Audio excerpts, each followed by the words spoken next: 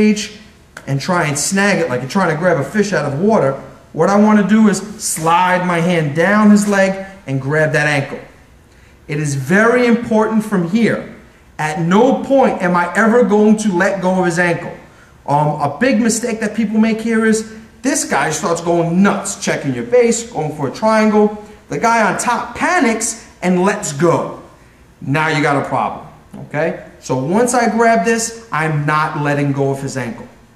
Now, it is my back leg or my left leg that is responsible for opening his guard. Sometimes a guy will be willing to open his guard, or he'll have a weak guard, or you're really, really strong, and your arm is good enough. You just grab and just push, push, push, and it pops open. I want to develop a pass, an open at least, that doesn't require you to have better attributes than the guy underneath you. Okay? So what I'm going to do once I grab is I'm going to let this leg open. Now, the way that his feet are crossed is going to determine how I'm going to open his guard with my leg. I've grabbed it. If this leg is underneath the other leg, okay, so his right leg is under his left leg. It's the inside, under, inside. The inside of my thigh and my hip that's going to open his guard. And I'll do that by straightening this leg back, coming to the outside of his foot, popping his guard open. So the inside of my hip is pushing on his ankle to open his guard. One more time. So I've already grabbed, I'm in position otherwise. Open, so his heel is on the inside of my hip. Close that knee down while I'm giving a steady pressure with my arm, and it's open. If it's the opposite way, just slide back just a little bit, right there's good. If it's the opposite way, coming inside isn't going to help me open his guard because his left leg is underneath, and that's the bottom heel. So when it's on top, when his right leg is on top, I'll switch it back. It's the outside of my hip that's going to open his guard. So instead of coming back this way, I'm now coming forward and opening back to pop his legs open. Okay? That's the key to opening that guard. All right? So up until this point, really quickly, hands on, I establish my underhook. I've walked sideways to kill his hip. I slide this knee, and as this leg comes back, I start grabbing his ankle. I immediately recognize which leg is where. Right now, his right leg, the one I'm grabbing, is on the bottom. Bottom, inside of my hip, and open it. If it was the opposite way, switch. I'm coming inside with this leg and popping it that way. Okay? One more angle.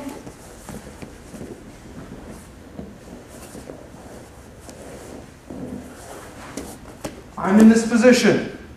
I need to open up his legs. Using the inside of my thigh to pop his heel open. If this leg's on top, I'm using the outside to pop it open. If this leg is ever on the bottom, close your guard, and I can't reach, another mistake people make is they reach back or they roll their body back to try and reach. That compromises my base to my back. What I'm going to do is pretend my body is sort of a hand on a clock. My shoulders are the middle of the clock, and my knees are the arms of a clock, which means my shoulders stay in position. If I need to get back there a little bit more, my legs help my hips come back to pop it open. Okay? Either way, it allows me to stay tight, to keep his hips dead while I advance position. Okay? So far, we've established our underhook, we've killed his hips, and we've opened the guard. Next is step 4, which is the actual advance in position.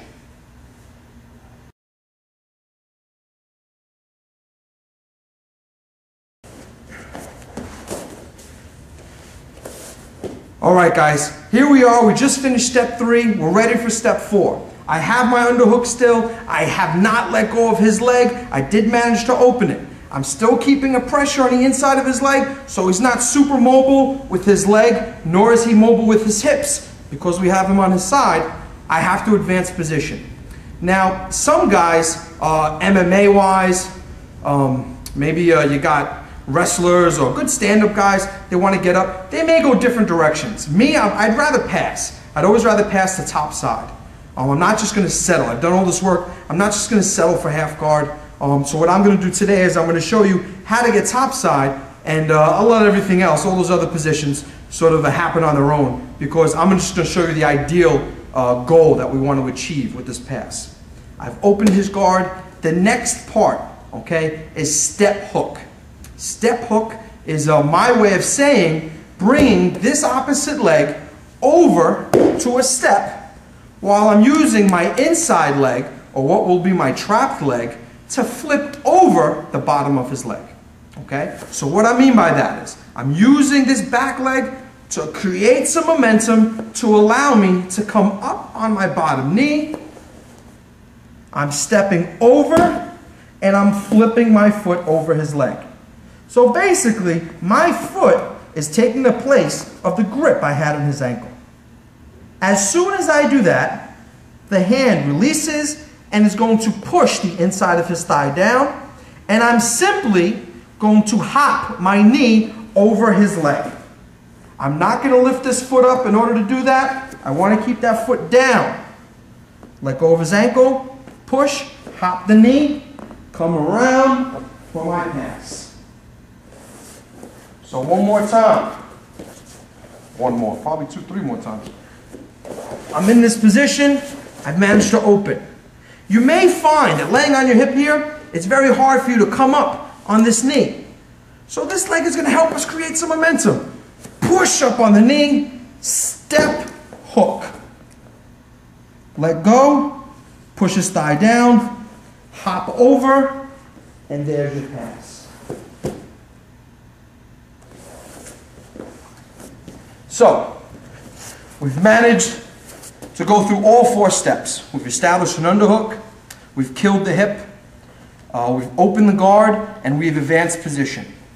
I first saw this on a Margarida tape. Some people have seen it a million other places. It's a technique that I do. It's a technique that I teach my guys. It's my favorite guard pass. All right, so play with it. Any questions? A lot of you guys know where to find me. You can stop by the Jungle Gym, hit me off with an email, and I'll be more than happy to share with you whatever I figured out until now. All right, guys, thanks for watching. Good training.